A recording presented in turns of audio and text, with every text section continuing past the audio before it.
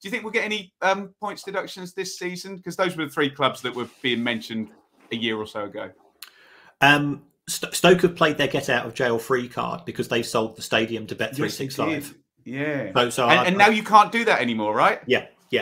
They did that I think they did that either at the end of May or early June 2021, and the rules changed on the 1st of July. So is there you don't have to answer this, but is there a likelihood they would have known that the rules were going to change? Yeah. You can read the room. Okay. Say no more.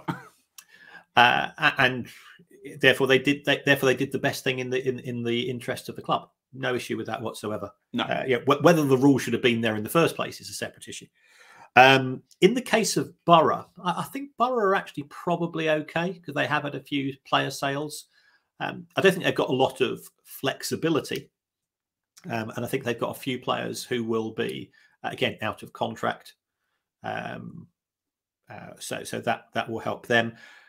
Bristol City, I thought it was very interesting. I think it was their chief executive who said, we might have to budget for a points deduction next season, and if so, so be it. Which I thought was fascinating comments. They historically benefited from the sale of Adam Webster, which has been within the 3-year window. I think that'll be dropping out of the window fairly soon. But I think that obviously I've got a vested interest because he's at Brighton. He's in his 3rd season at Brighton, so therefore for 21-22, the sale of Webster, they made a fair amount of profit on that deal. That will have helped them. But they did seem to be resigning themselves to a potential issue. And if it's only a 3 or 4 points deduction, I don't really think it's going to have a negative impact on a side that's going for a playoff place, because it's 1 match, or it's 1.5 matches. Interesting. We'll keep an eye on that. Sorry, I'm just lamenting the fact that Ipswich sold Adam Webster for 2-3 million quid, and then a year later he was sold for 25 million quid. But what are you going to do? Speaking of FFP, I always get asked this, and I don't know the answer. So you're going to smarten me up now. If a team goes over the 39 million limit and gets promoted, so they're out of jurisdiction, they're then in the Premier League, not the EFL, what happens? Right. There is now a gentleman's agreement between the Premier League and the EFL. Now, I'm hoping that will be maintained, because I think it's fair to say that relations between the Premier League and the EFL aren't necessarily what they could be, because the EFL keeps saying, just give us 25% of your money and all of football's problems will disappear. And the Premier League's going, I think it's quite as simple as that. So there is. I don't think they're on the best of terms, but I think this will still hold.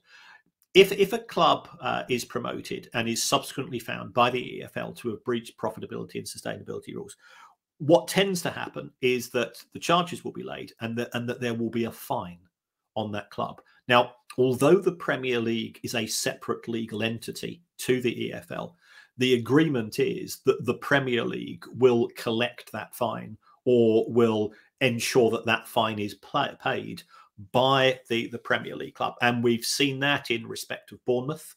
We've seen that, in respect of Fulham. We've seen that in respect of Leicester City historically.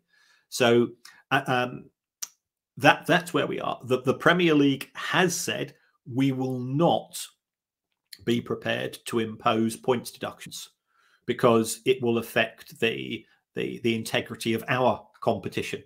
You committed your crime in the EFL. By all means, give some money to the EFL as recompense.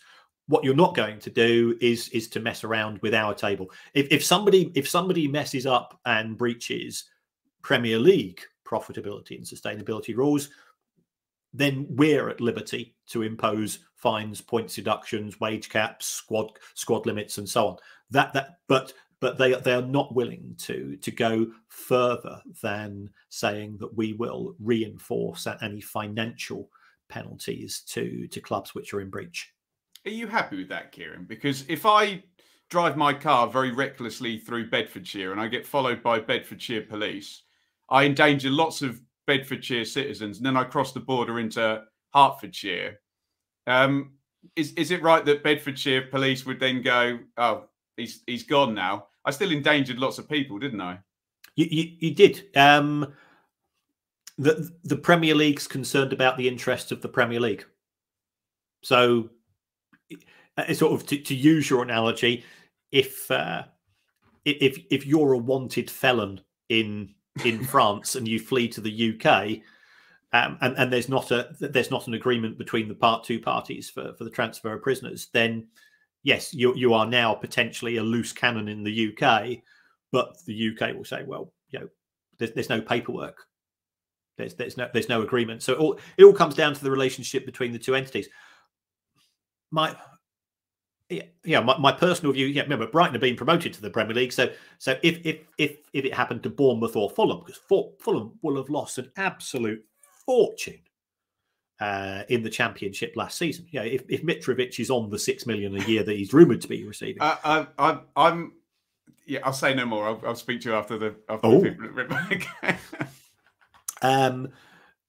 Then would it be in Brighton's interests for Fulham to have a points deduction? Yes, it would. Would I want it? No, I wouldn't.